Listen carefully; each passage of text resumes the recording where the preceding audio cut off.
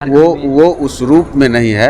उनके कहने का मकसद कुछ और था। जीतन राम मांझी जी ने बेबाकी से कोई बात वो कहते हैं तो उस रूप में था। कोई ऐसी नहीं बात थी कि कोई नाराज़गी थी या कोई एनडीए में कोई खटपट है। जो दिल्ली में चूक गए, बिहार में वो नहीं चूक होनी चाहिए। आप लोग अपनी ताकत पूरी तरह से मजबूत करिए, हम आपके लिए लड़ेंगे और आपके लिए सीटों को निकाल कर लाएंगे। किसी भी तरह की अनदेखी या कोई असुविधा की बात नहीं होगी। देखिए, राजनीति हर वक्त परिस्थितियों के अनुसार चीज़ें को तय करता है। जीतन राम मांझी जी की रसायन इतनी ज़रूर मजबूत है कि बिहार में उनकी अनदेखी नहीं होती है। नमस्कार, स्वागत आपका लाइव बिहार में। मैं हूं आपके साथ है संजीव सिंह। कि इस साल बिहार में विधानसभा का चुनाव होने वाला है और देखिए, चुनाव से पहले एनडीए के जो घटक दल के नेता हैं वो सीटों को लेकर के बयान देने लगे हैं। देखिए, केंद्रीय मंत्री जीतन राम मांझी ने बीते दिनों आपने सुना होगा किस प्रकार से बयान दिया है कि झारखंड में हमें सीट नहीं मिला, दिल्ली विधानसभा चुनाव में सीट नहीं मिला, लेकिन बिहार में जो है सीट मिलना चाहिए। उन्होंने साफ कहा है कि झारखंड में हमारा औकात नहीं था, दिल्ली में हमारा औकात नहीं था, लेकिन बिहार में हमारा औकात है और इसको लेकर के सीट की डिमांड भी कर रहे हैं और कह रहे हैं हम अपनी ताकत भी दिखाएंगे। इसी को लेकर बातचीत करेंगे। हमारे साथ बात करने के लिए हम पार्टी से राष्ट्रीय प्रवक्ता श्याम सुंदर शरण जी सीधे बातचीत करते हैं। कैसे देखते हैं अपने नेता का बयान?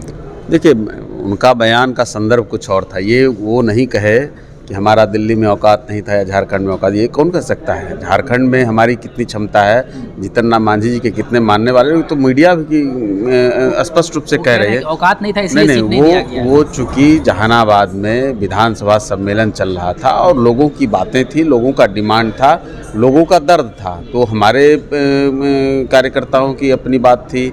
वहाँ एनडीए के कोई विधायक नहीं है, कोई सांसद नहीं है, इस दर्द को भी लोग कह रहे थे। तो उसी के परिप्रेक्ष्य में उन्होंने कहा कि आपको अपनी ताकत दिखानी पड़ेगी और उतनी मेहनत मशक्क़त करनी पड़ेगी, और उसी को शब्दों के हेर फेर में आप कह सकते हैं। धोखा की भी बात की कि हमें धोखा मिला दिल्ली में। वो उस रूप में नहीं है। उनके कहने का मकसद कुछ और था। और ये सच है कि कोई भी आदमी, कोई भी पार्टी हो, वो राजनीति में कोई झुंझुना बजाने नहीं आता है। वो उसकी अपनी एक आइडियोलॉजी के साथ उसकी भी सत्ता में भागीदारी होती है। उसके चाहने वालों के, उसके मानने वालों के, उसके जो वोटर्स हैं, उनके जो फॉलोअर्स हैं, उनकी भी कुछ अपनी चाहत होती है। तो उस परिप्रेक्ष्य में कहीं कुछ बातें हैं, तो उसको चूँकि जीतन राम मांझी जी ने बेबाकी से कोई बात वो कहते हैं तो उस रूप में था। कोई ऐसी नहीं बात थी कि कोई नाराज़गी थी या कोई एनडीए में कोई खटपट है या हमारा कोई अभी अपने एलाइज के साथ कोई मनमुटाव है और हम कुछ इस तरह की बात करें, वो नहीं है।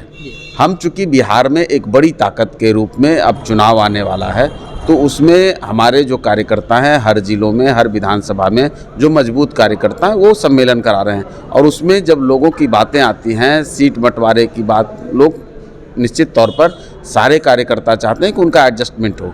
तो उसी के परिप्रेक्ष्य में उन्होंने कहा कि आपको अपनी क्षमता दिखानी पड़ेगी और अपनी ताकत में इजाफा करना पड़ेगा, मेहनत मशक्क़त करिए, हम आपके लिए लड़ेंगे।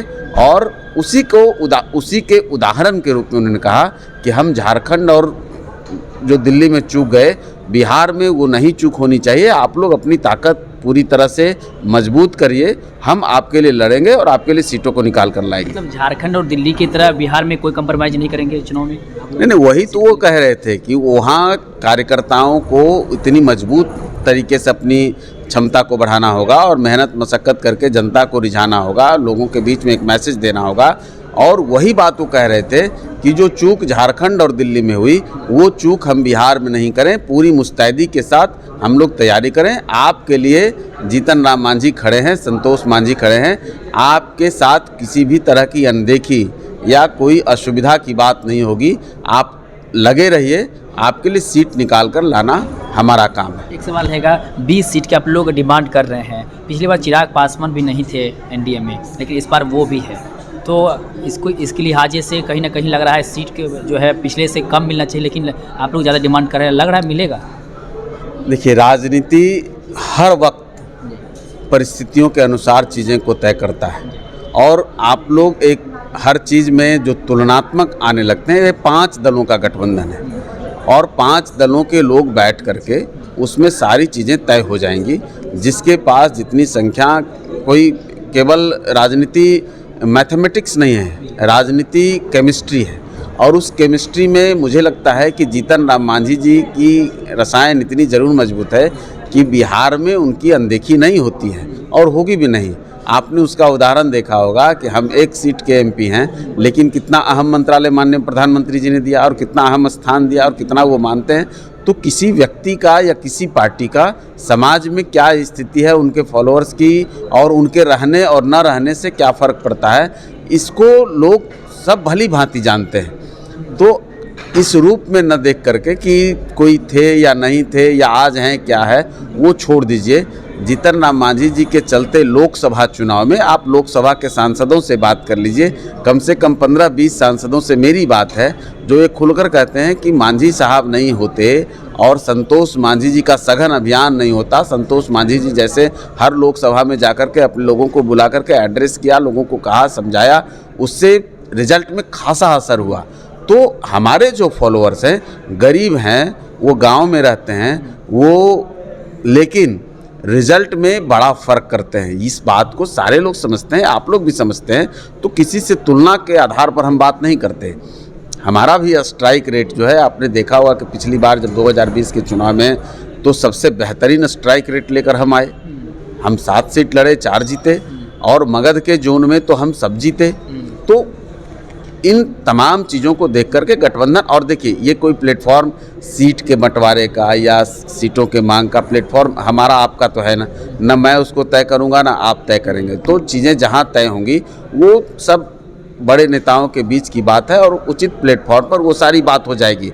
हमारी हिस्सेदारी, भागीदारी एनडीए में मजबूत है और एनडीए इंटैक्ट है, एक करार के साथ हम लोग चल रहे हैं। आप देख रहे हो कि हर जिलों में हमारे 5 दलों के प्रदेश अध्यक्षों के नेतृत्व में कार्यक्रम हो रहे हैं। वहाँ हमारे सभी 5 दलों के प्रवक्ता जाकर पहले प्रेस कॉन्फ्रेंस भी करते हैं और साझा बातें चल रही हैं। हम सबों ने नीतीश कुमार जी के नेतृत्व में काम किया और आगे भी करने को तैयार हैं और प्रधानमंत्री जी का आशीर्वाद है।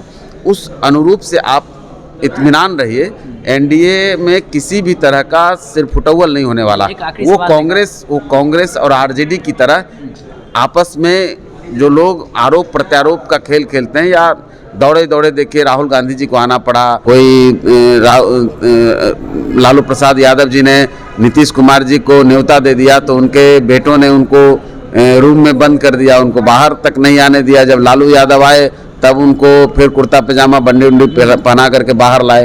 तो चीज़ें वहाँ की तरह हमारे यहाँ नहीं है। लोकतंत्र है और लोकतंत्र में हर कोई हिस्सेदारी की बात करता है और सभी दल के लोग चाहते हैं, हम भी चाहते हैं कि हमको 20 मिले, 40 मिले। जो उम्मीद आप लोग लगाए, आपके नेता जो उम्मीद लगा रहे हैं, अगर उतना सीट नहीं मिला, मान सम्मान नहीं मिला तो आगे देखिए इन हाइपोथेटिकल सवालों के जवाब देने के तो हम कह लीजिए कि अधिकारी भी नहीं हैं और ये उचित भी नहीं है। अगर मगर से राजनीति नहीं होती है, राजनीति एट प्रेजेंट जो है उसी के आधार पर होती है।